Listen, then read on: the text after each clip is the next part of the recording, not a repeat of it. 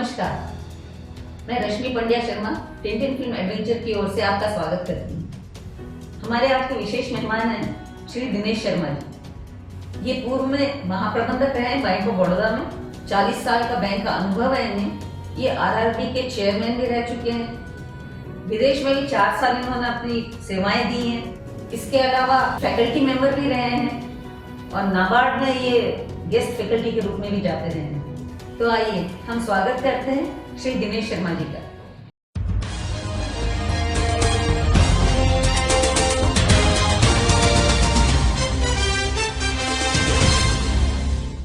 हाँ, तो दिनेश जी ये बताइए कि बैंकर्स की वर्तमान वर्किंग कंडीशंस क्या है?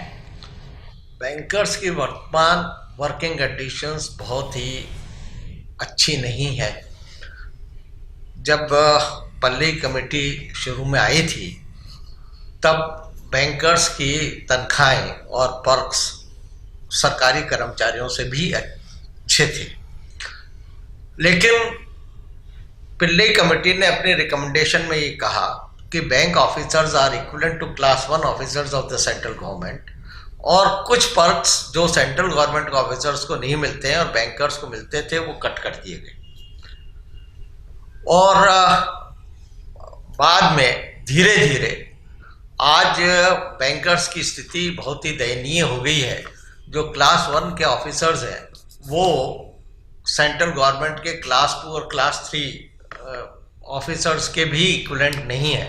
और जहाँ तक पर्क्स की बात है वो दिखने में अच्छे लगते हों, लेकिन वो बिजनेस डेवलपमेंट के लिए बैंक के कार्यों के लिए ही काम आते हैं। जैसे कन्वेंस अलाउंस है, एंटरटेनमेंट अलाउंस है।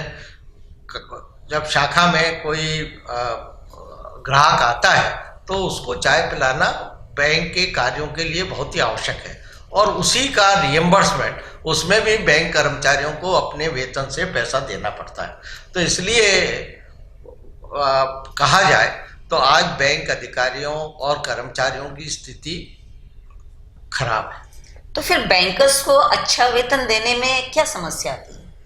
बैंकर्स को अच्छा वेतन देने के में कई तरह की समस्या है, क्योंकि बैंक कर्मचारियों के लिए कहा जाता है कि उनका रिक्रूटमेंट आईबीपीएस करता है, पोस्टिंग मैनेजमेंट करता है, तनख्वाहें आईबीए करता है, छुट्टियां स्टेट गवर्नमेंट देती हैं और हाँकता सेंट्रल गवर्नमेंट है।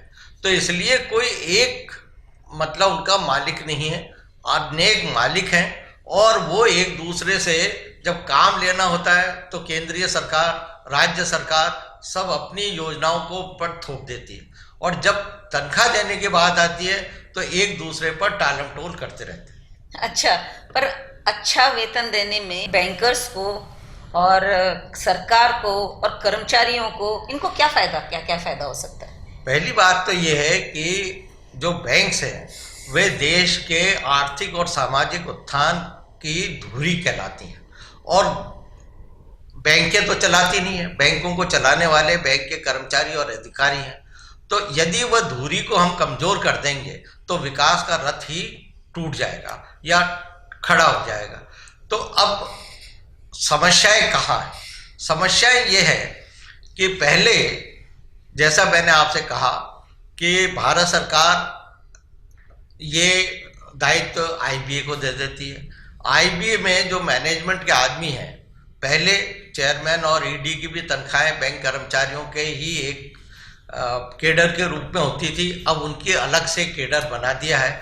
तो उनको हमारी तनख्वाहों से कोई मतलब नहीं, और वो ये चाहते हैं कि अधिक से अधिक प्रॉफिट बैंकों का हो, जिससे कि मार्केट कैपिटलाइजेशन बढ़े, शेयर का भाव बढ़े और जनता में अच्छी इमेज हो। उनको इससे कोई मतलब नहीं कि बैंक कर्मचारियों या अधिकारियों की तनख्वाहें बढ़ें या ना बढ़ें। जनता में एक तरह से एक परसेप्शन आ गया है कि बैंक कर्मचारी तो बहुत तनख्वाह मिलती है, ये काम नहीं करते, क्योंकि हर आदमी बैंक से अपेक्षाकृत बहुत ही आशाएं लेके आता है कि बैंक में जाते ही काम हो जाएगा। भले सरकारी डिपार्टमेंट में वो काम 2 महीने में नहीं हो, लेकिन वो चाहता है कि बैंक का काम तो तुरंत जाते ही हो जाए। और बैंक के अधिकारियों और कर्मचारियों का एटीट्यूड ऐसे हो जैसे कि मैं किसी के मेहमान के घर जा रहा हूँ। इन सब बातों के कारण तीसरी बात यह है कि जो सरकार है वे अपने सारे काम बैंकों के माध्यम से कराना चाहती है, भले ही वो डिमोनेटाइजेशन का हो, गरीब आदमियों को लोन देना का हो, कम ब्याज पर ऋण देने का हो, केवाईसी के नॉर्म्स हों, जनधन के खाते हों। इन सब के कारण बैंकों में, और फिर जो थर्ड पार्टी प्रोडक्ट्स का जो नया एक प्रचलन चला है, उसके कारण बैंकों के अधिकारियों और कर्मचारियों पर बहुत प्रभाव पड़ा है और आज वे बड़ी दयनीय स्थिति में आ गए। पर कहते तो ये है कि बैंक कर्मचारियों का वेतनमान बहुत अच्छा है, पर इसे और अच्छा क्यों किया जाए? नहीं, वेतनमान अच्छा एक जमाने में था। जैसा मैंने आपसे कहा कि एक जमाने में सेंट्रल गवर्नमेंट के क्लास 1 ऑफिसर से भी अधिक तनख्वाहें थी, लेकिन धीरे धीरे बैंक के मैनेजमेंट ने, चूंकि जब से नेशनलाइजेशन हुआ है, प्रॉफिट सेकेंडरी हो गया है और जनता की सेवा या सोशो इकोनॉमिक डेवलपमेंट पहला हो गया। अब ये हाल है कि आप 10% में एफडीआर लेते हैं और 8% में लोन देते हैं, तो कहाँ से प्रॉफिट होगा? अब उसका कारण ये है, भले ही वो कोई भी सरकार आई हो, सब सरकारों ने बैंकों का दोहन कर अपने मतदाताओं को रिझाने के लिए किया और अपनी सरकारी तंत्र को या अपनी सरकार को बनाने का कार्य किया। ये बात सही है कि बैंकों का कॉरपोरेट जो सोशल रिस्पॉन्सिबिलिटी है उसके कारण उनको कार्य करना चाहिए, लेकिन जैसे बताया गया है कि दूसरी कंपनीज को कुछ अपने प्रॉफिट का 5% दिया जाए, उसी तरह से बैंक्स को अपने कॉमर्शियल कॉरपोरेट्स की तरह काम करने दिया जाए और जो उसका प्रॉफिट आए उसका 5% 10% हम समाज में कार्य करें। वहाँ तक तो ठीक है, लेकिन आज दिक्कत क्या है कि हमें अपनी सारी जो सर्विसेज हैं, जो प्रॉफिट्स हैं, 4% पे डीआरआई में हम ब्याज पर लोग बागों को ऋण देते हैं, बिना बैलेंस के खाते खोलते हैं। एक खाता खोलने में अगर आप देखें तो जो कस्टमर एक्विजिशन प्राइस है दैट इज़ अबाउट 500 रुपीज़, लेकिन वो हमें 0 रुपये में खाता खोलना पड़ता है। अंततः गत्वा वह प्रॉफिट्स पर असर डालता है और ये कोई देखना नहीं चाहता। मेरा अनुरोध ये है कि बैंक्स को कॉमर्शियल बेसिस पे कार्य करने दिया जाए और सरकार के जो भी कार्यक्रम है उसकी फंडिंग सरकार के बजट से हो, तो उनसे मतलब जो एक्चुअल प्रॉफिट है वो आ जाए और उससे मतलब ये भी मालूम पड़ जाएगा कि कौन सा इंस्टीट्यूशन की एफिशिएंसी किस तरह की है। और अगर जब एफिशिएंसी बढ़ेगी तो हर आदमी, भले वो मैनेजमेंट हो, सरकार हो, कर्मचारियों को वेतन बढ़ाने के लिए अपने आप ही आगे आएगा। पर ये बैंकों की यूनियन वगैरह बनी हुई है इतनी और सब, उसकी क्या भूमिका है? बैंकों की यूनियन की भूमिका, एक ज़माने में बैंकों के जो कर्मचारी थे उनके वर्क्स को, उनकी सैलरीज को, उनके वर्किंग कंडीशंस को और अधिक करने के लिए ये बनाई गई थी, लेकिन धीरे धीरे उनमें भी एक तरह से करप्शन कहें या उनके कार्य करने की जो प्रणाली है उसमें ये आया कि वो कुछ चंद व्यक्तियों के हाथों में ही हल्के रह गई। उसका नुकसान ये हुआ कि वो मैनेजमेंट के साथ में साठगांठ करके अपने व्यक्तियों को ट्रांसफ़र, पोस्टिंग और अपना स्वार्थ सिद्ध करते रहे और कर्मचारियों के स्वार्थ को उन्होंने सेकेंडरी बना दिया। अब आज जब भी मैनेजमेंट के साथ में डिस्कशन होते हैं तो अंडर हैंड डील्स होती हैं और मैनेजमेंट के साथ में जो हमारे पॉइंट्स हैं उनको वो पूरे ढंग से नहीं रख पाते, क्योंकि वो भी किसी न किसी पॉलिटिकल पार्टी के साथ में एफिलिएटेड हैं, भले ही AIBA CPI के साथ में है, इंटक कांग्रेस के साथ में है। इस तरह से जो उनके पॉलिटिकल बॉसेस हैं वो यूनियंस को स्वतंत्र रूप से कार्य करने के लिए छोड़ नहीं रहे। पर एक चीज़ है, जैसे पब्लिक में जो बैंकर्स की इमेज है वो कोई बहुत अच्छी इमेज नहीं है। बैंकर्स इसको, इस इमेज को कैसे सुधारा जाए कि भाई बैंकर्स काम बहुत करते हैं, सबको पता है, सही कह रहे हैं, पर इमेज तो इनकी अच्छी नहीं है। आप एक जमाना था जबकि एक जो गांव की शाखा होती थी 30-35 वाउचर ज़्यादा से ज़्यादा हुआ करते थे और ये एक फुल डे का जॉब होता था। आज कोई भी ग्रामीण शाखा ऐसी नहीं है जिसमें 200 से 300 वाउचर से कम आते हों, क्योंकि भले मनरेगा हो, सरकारी स्कीम्स हो, हर तरह का पेमेंट खाते के माध्यम से आ रहा है, हर तरह की सब्सिडी बैंक खाते के माध्यम से ही आ रही है, हर सैलरी बैंक के खाते के माध्यम से आ रही है। तो उससे जो कार्य बढ़ा है और स्टाफ उतना बढ़ा नहीं है, स्टाफ मेरे ख्याल से मोर और लेस स्टेगनेंट है। अभी मुझे कोई IBPS के एक बच्चे ने बताया कि 4 बैंकों में इस साल कोई वैकेंसी नहीं IBPS में।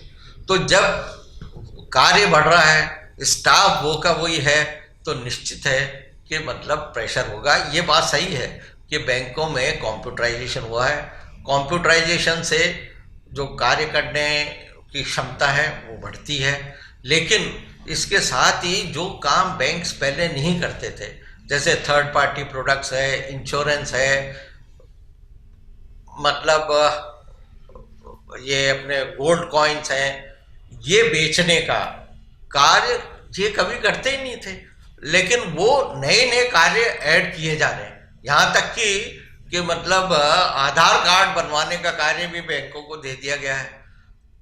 अगर आपको सैलरी के माध्यम से फीस कलेक्ट करने का कार्य भी बैंकों को दे दिया गया है।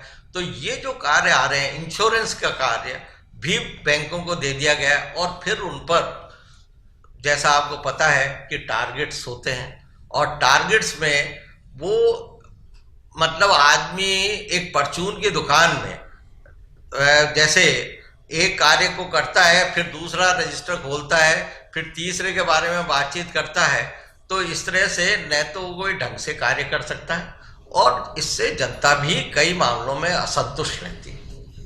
तो फिर ये सब कुछ इतना सुनते हुए, इतना सब कुछ देखते हुए, अब अंत में आप इस संदर्भ में क्या कहना चाहते हैं? इसकी समस्या का समाधान कैसे हो?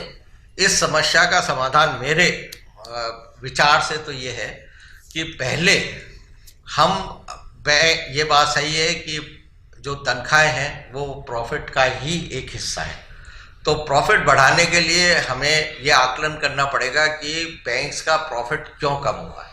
उसका एक कारण यह है कि बैंक्स को जो सरकारी कारोबार दिया गया है उसका पूर्ण रिन्यूमरेशन दिया जाए, जो भी उसका खर्चे आते हैं उसकी प्रतिपूर्ति की जाए। दूसरी बात यह है कि जो सरकार की दखलंदाजी कम, आज पावर सेक्टर है, सरकार की नीतियों के कारण कि फ्री में उन्होंने एग्रीकल्चर को बिजली दे रखी है और दूसरे मतलब वो बिजली का जो चार्जेस हैं वो बढ़ा पाने की स्थिति में नहीं है।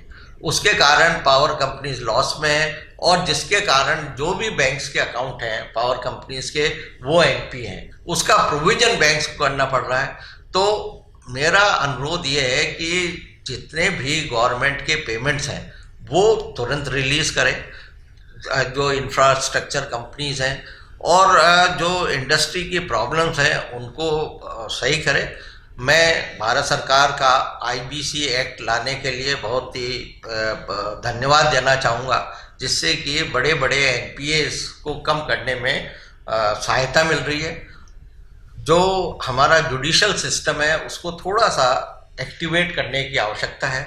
एक बार हमारे NPAs कम होते हैं तो हमारे प्रॉफिट्स बढ़ेंगे और प्रॉफिट्स बढ़ने के बाद में जो भी ये हम दूसरे कार्य करते हैं भारत सरकार के, उनके हमें चार्जेस मिलेंगे तो हमारे प्रॉफिट्स बढ़ेंगे। प्रॉफिट्स बढ़ेंगे तो हमारे कर्मचारियों को तनख्वाहें देने में किसी को भी कोई वो दुख नहीं होगा।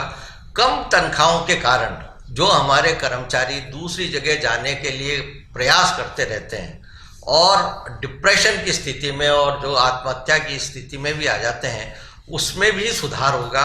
और जब अच्छा व्यक्ति मतलब खुशी व्यक्ति कार्य करता है तो निश्चय उसकी एफिशिएंसी भी बढ़ती है, और जब एफिशिएंसी बढ़ेगी तो उससे हमें एटीट्यूडनल चेंजेस आएंगे।